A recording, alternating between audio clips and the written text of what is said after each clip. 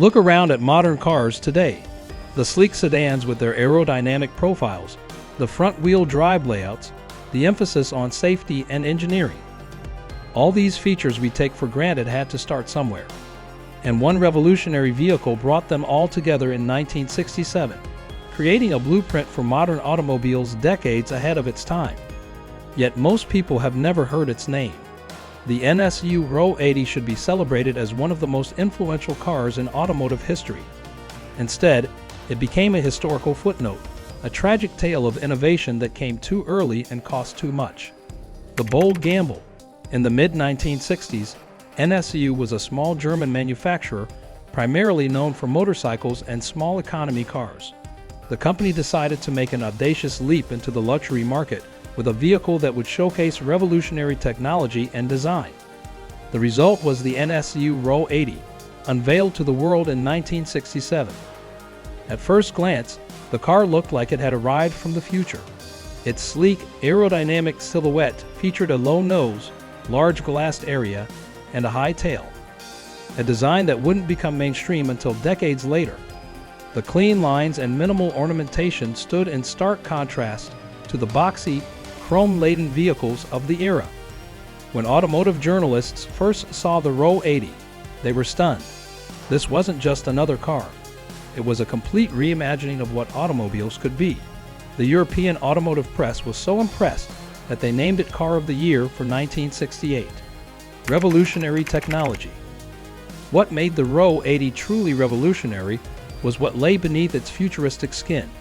While other manufacturers were still using traditional piston engines, NSU gambled on the rotary engine, a completely different approach to internal combustion. The twin-rotor Wankel engine in the Ro80 was compact, lightweight, and remarkably smooth. With fewer moving parts than conventional engines, it could deliver power with almost turbine-like refinement. No vibration, no harshness, just seamless power delivery that made conventional engines seem crude by comparison. The Ro80 paired this rotary engine with front-wheel drive at a time when most luxury cars were still rear-wheel driven. This layout improved interior space and handling, especially in poor weather conditions. The power was transmitted through an innovative semi-automatic transmission with a vacuum-operated clutch, a predecessor to the automatic transmissions we know today. The engineering innovations continued throughout the car. Four-wheel disc brakes provided stopping power well beyond most contemporaries. The fully independent suspension delivered a ride quality that rivaled much more expensive luxury cars, while still offering impressive handling. Even the steering was advanced, power-assisted rack and pinion, when many competitors still used recirculating ball systems. The design that changed everything. The Ro80's most lasting contribution to automotive history was its aerodynamic design. Created by Klaus Loewe, who would later design BMWs, the Ro80's shape established the template for modern sedans. The sloping hood, large greenhouse with thin pillars, and gently rising beltline created a silhouette that cars still follow today. The drag coefficient was remarkably low for its time, allowing the Ro80 to slip through the air efficiently, improving both performance and fuel economy. This wasn't just styling for style's sake. It was functional design. The large glass area improved visibility and made the interior feel spacious. The sloping nose improved aerodynamics while providing better forward visibility. The high tail reduced drag and improved stability at highway speeds. What makes the Ro80's design so remarkable is how timeless it remains. Park a Ro80 next to modern cars, and it still looks contemporary more than 50 years later. Many of its design elements would not appear in mainstream vehicles until the 1980s and 1990s. The tragic flaw. Despite its revolutionary design and technology, the NSU Ro80 harbored a fatal flaw. The very engine that made it so special also caused its downfall. The Wankel rotary engine, while smooth and powerful, suffered from premature wear of its apex seals, the critical components that maintained compression in the combustion chambers. Some early engines required complete rebuilds after just 30,000 miles.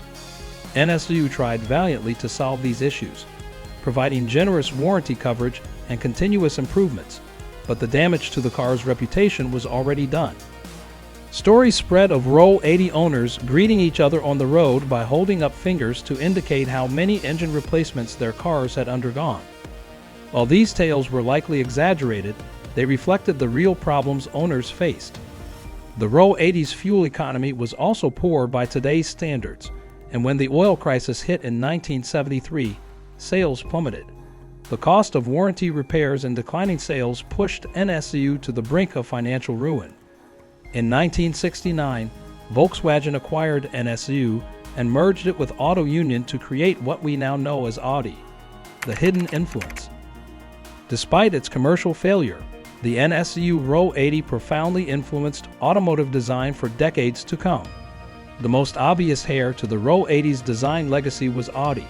After acquiring NSU, Audi gradually incorporated the Ro80's aerodynamic principles into its own vehicles.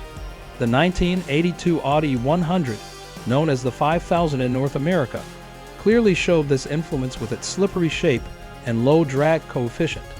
That car went on to reshape automotive design in the 1980s. Ford's revolutionary 1986 Taurus, which transformed American car design, also owed a debt to the Ro80.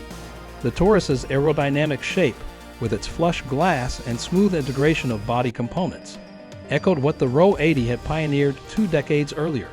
Even today, elements of the Ro80's design language can be seen in modern vehicles from numerous manufacturers. Its influence extended far beyond its short production run. The legacy lives on. Production of the NSU Ro80 ended in 1977, after approximately 37,400 units were built.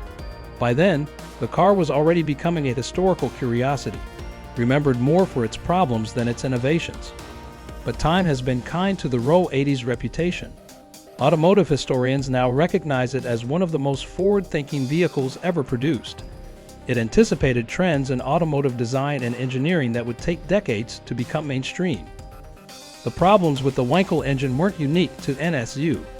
Mazda, the only other major manufacturer to seriously pursue rotary technology, faced similar challenges with its RX series of sports cars.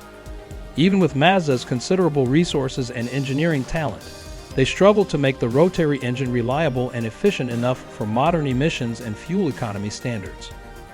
Today, surviving NSU Ro80s are prized by collectors who appreciate the car's historical significance and timeless design. Many have been retrofitted with conventional piston engines or improved rotary units to make them more reliable daily drivers. The forgotten pioneer. So why isn't the NSU Ro80 better known today? Why isn't it celebrated alongside other revolutionary cars like the Mini Cooper, the Volkswagen Beetle, or the Ford Model T? Part of the answer lies in NSU's disappearance as a brand. Unlike Volkswagen or BMW, NSU didn't survive as an independent manufacturer to promote its heritage. Its innovations were quietly absorbed into Audi, which naturally focused on its own history and accomplishments. The Ro80's commercial failure also played a role in its historical obscurity. Success sells, and cars that changed the market tend to be remembered more than those that were merely influential. But perhaps the most significant reason for the Ro80's relative anonymity is that its innovations were so far ahead of their time that they became mainstream only gradually, over decades. There was no single moment when the automotive world suddenly shifted to follow NSU's lead. Instead, its influence was subtle and incremental, easily overlooked by casual observers. A visionary creation. The NSU Ro80 reminds us that innovation often comes at a cost. NSU's bold attempt to reinvent the automobile ultimately led to the company's demise. Yet the seeds they planted grew into the modern cars we drive today. The car's designer, Klaus Löwe, went on to create some of BMW's most successful models, including the E33 series. The aerodynamic principles pioneered by the Ro80 are now standard practice in automotive design. Front-wheel drive has become the dominant layout for passenger cars worldwide. What makes the Ro80 truly special is not just any single innovation, but the comprehensive way it reimagined what a car could be. It wasn't merely evolutionary, it was revolutionary. A clean sheet approach to automotive design that anticipated the future with remarkable clarity. Few cars have been so ahead of their time, and fewer still have influenced automotive design so profoundly while remaining so little known to the general public. The NSU Ro80 was that rarest of creations, a visionary product that saw the future clearly, even if it arrived there too early for its own good. So the next time you see a modern sedan with its aerodynamic shape slicing through the air, remember the forgotten pioneer that showed the way forward. The NSU Ro80 may have disappeared from public consciousness, but its legacy lives on in every car on the road today. The Tatra connection. The story of automotive aerodynamics doesn't begin with the NSU Ro80. Decades earlier, another revolutionary but forgotten car pioneered the science of streamlining, the Tatra 77 from Czechoslovakia. Introduced in 1934, the Tatra 77 was the world's first mass-produced car designed with aerodynamics as a primary consideration. Its teardrop shape, with a sloping front end and tapered rear, achieved a drag coefficient of around 0.36, remarkable for its era and comparable to many modern cars. The Tatra 77 also featured a rear-mounted air-cooled V8 engine, independent suspension, and a central tubular chassis, all advanced features for the 1930s. Its influence extended to Ferdinand Porsche, who incorporated similar ideas into the Volkswagen Beetle. The resemblance was so strong that Volkswagen eventually paid Tatra a settlement in 1961 for copying elements of their design. Like the NSU Ro80 that would follow decades later, the Tatra 77 was a visionary creation that anticipated automotive trends long before they became mainstream. And like the Ro80, political and economic forces prevented it from achieving the recognition it deserved. These forgotten pioneers remind us that automotive history isn't always written by the winners. Sometimes, the most influential designs come from companies that didn't survive to tell their own stories. The lasting impact. The true measure of innovation isn't immediate success but lasting influence. By that standard, the NSU Ro80 stands as one of the most significant automobiles ever created. Its aerodynamic shape set the template for modern car design. Its focus on safety, efficiency, and driving dynamics anticipated the priorities of today's automotive industry. Its front-wheel drive layout with a transverse engine became the dominant configuration for passenger cars worldwide. Even in failure, the NSU Ro80 pointed the way forward. It showed what cars could and would eventually become, even if it arrived at that destination too early for its own good. The next time someone tells you that automotive innovation comes only from major manufacturers with massive research budgets, remember the story of NSU. A small company with limited resources changed automotive history through pure vision and courage. The NSU Ro80 might be forgotten by many, but its legacy lives on in every modern car on the road today. Sometimes, the most profound changes happen quietly, one innovation at a time, until one day we look around and realize the world has transformed. That is the true story of the NSU Ro80, the car that changed history while nobody was looking.